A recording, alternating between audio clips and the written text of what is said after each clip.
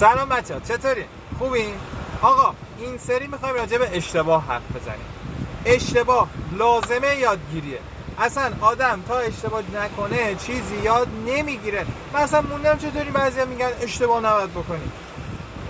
آدم چطوری میتونه پیشرفت کنه وقتی که نخواد شکست بخوره؟ اصلا من واقعا این موضوع الان خیلی قبلا بزرگ بود که اصلا نباید هیچ عنوان اشتباه کرد، ولی اصلا این ویدیوهایی که توی اینستاگرام دیدی که اصلا تو نباید ببازی، تو نباید شکست بخوری، تو باید فلان. درسته، ادامه دادن تو مسیر هدفت یکی از لازمه‌های موفقیته. اصلا یکی از اصلی‌ترین شرط‌های موفقیت اینه که تو استمرار داشته باشی.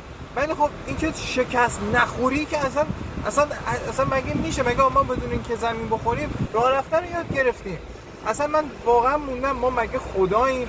ما مگه چی؟ این همه حجم از کمال پرستی، کمال طلبی واسه چی؟ که چی من این کارو انجام نمیدم چون ممکنه اشتباه کنم، این کارو انجام نمیدم چون ممکنه تو شکست بخورم یا هر چی.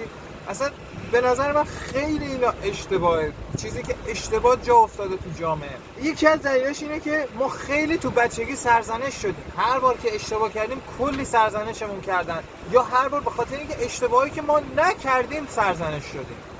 ببینین حالا یک موضوع دقیقاً میخوام راجع به این موضوع این مقوله بسازم که آدما یا یه سری پدر مادرها هستن که بچه‌هاشون رو به خاطر اشتباهاشون سرزنش میکنن و یکی از بدترین نوع شکنجه برای یه بچه همینه، چون بچه‌ها عین یه لوح پاک یعنی صاف، عین ورق صاف، هر چی بهشون بگی رو قبول میکنن و درونیش میکنن. حتی اگه خیلی وقتا مقصر نباشن و تو هم بهشون بگی تو مقصر نیستی، بازم اونا خیلی وقتا میگردن ببینن که کجای کارو اشتباه کردن. یعنی خودشون همیشه اولین کسی که بهش بوتون میزنن، تهمت میزنن خودشونه، بچه‌ها. چون میدونن ناقصن، چون میدونن ناتوانن، چون میدونن اونا اولین چیزی که بهش باور دارن اینه که ناتوانن.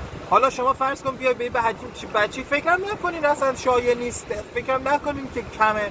من اخمی که دارم به خاطر این نوریه که داره منو کور میکنه، ببخشید. اصلا فکر نکنین که کمه همچین چیزی شایع. بارها و بارها پدر مادرای دیدم که حتی مثلا دیشب من رفته بودم تلویزیون یکی رو درست بکنم، خونه‌شون بودیم، یه بچه کوچیک داشت، فکر میکنم دور و بر 12 ماه تا 15 ماهش بود، یعنی یک سال خورده‌ای. این تلویزیون پیچشو اشتباه بسته بودن، پدر مادر بلد نبودن، همجوری پیچ برداشته بودن گذاشته بودن که اصلا به اون نمیخورد، لغ میزد. و این بچه خب بلد نبود که، نمیدونست چیه، که میرفت تلویزیون رو دست میزنه، میترسن که تلویزیون بیفته بشکنه. آخر سر بهش گفتن آره دیدین تقصیر تو بودا که این پیچا اشتباه بسته شده بود، این خراب شده بود، الان این آقای اومد درست کرد. من بهشون گفتم چرا همچین حرفی رو میزنین؟ بچه که اصلا مقصر نبود تو این قضیه. این بچه اینا رو میشنوه، اینا رو ضبط میکنه، اینا رو دوباره درونیش میکنه، اینا رو نگه میداره. دو فردا دیگه یه اشتباهی کرد فکر میکنه همیشه مقصره، فکر میکنه همیشه داره اشتباه میکنه، چون تو بچگی بارها و بارها بهش گفتن تو اشتباه کردی. و دومین دلیل اینه که زیاد به ما باید و نباید کردن توی بچگی. یعنی این کارو بکن، این کارو نکن، اینجا برو، اینجا نرو، اینجا وایسا، اینجا فلان کن، اونجا. دست و پای بچه رو میگیرن میبندن. آقا این بچه تازه راه رفتن رو یاد گرفته، خب میخواد راه بره، میخواد دنیا رو کشف کنه، میخواد کنجکاویشو برطرف کنه. اینجا برو، اینجا نرو، اینجا وایسا، اینجا من نمیفهم شما بچه رو به وجود آوردین که یکی رو داشته باشه، دست از سرشون بردارین دیگه. آقا ول کنین دیگه، وا بدین دیگه، یه ذره بذارین بچه آزاد باشه برای خودش، یه ذره. من نمیفهمم این همه سخیری نسبت به اونا واقعا چه دلیلی داره آخه؟ واقعا چه دلیلی داره؟ یه ذره نمیذارین بچه خودش یاد بگیره. او میفته میمیره فلان، خودشون مضطربن، خودشون نگرانن، پوست بچه رو میکنن. آقا بگینیم محیط دور و بر بچه رو یه ذره ایمن کنیم، بذارین بچه وقتی راه رفتن یاد گرفته بره یه ذره راه بره، کندوکاو کنه، بگرده، دو تا زمین هم بخوره، چی میشه مگه؟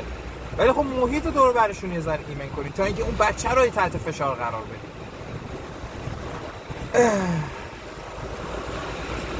ببینید حالا یه موضوعی، ما بالاخره هر بچه‌ای تو بهترین شرایط هم دچار یه سری مشکلات هست وقتی 18 سالش میشه، اما خب ما قابلیت تغییر داریم، ما قابلیت فکر کردن داریم. اصلا ما اخلاقمون و رفتارمون رو قراره نقد کنیم. ما قرار نیست همون جوری که تو 16 سالگی فکر می‌کردیم همون جوری هم رفتار کنیم تو 25 سالگی، تو 30 سالگی، تو 40 سالگی.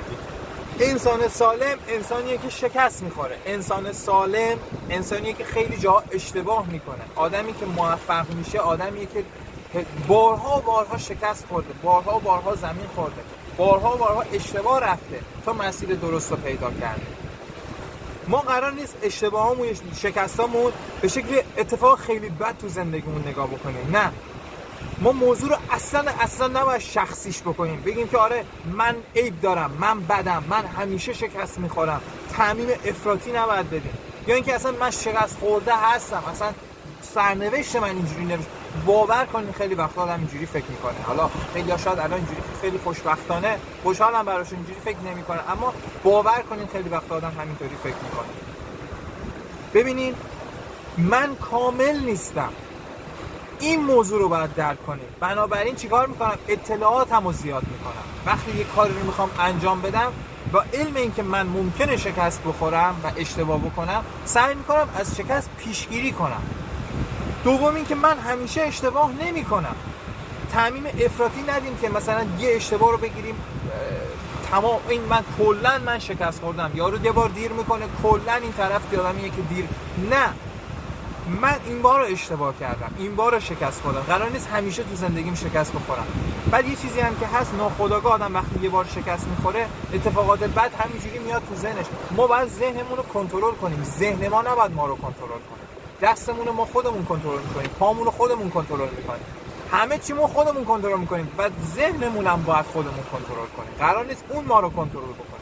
آدم خوشبخت آدمیه که ذهنش رو کنترل میکنه. و اینکه در نهایت چیزی که میخوام بگم، سرنوشت چیزیه که من میسازمش.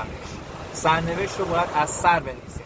قرار نیست که یا درون سر بنویسیم. ما تا حدودی انتخاب میکنیم که سرنوشتمون چی باشه. یعنی سرنوشت ما از اول یه چیز نبوده، ما میتونیم تغییرش بدیم، هرچند کم، هرچند کوچیک، اما تواناییشو داریم. امیدوارم که همیشه خوشحال و خرم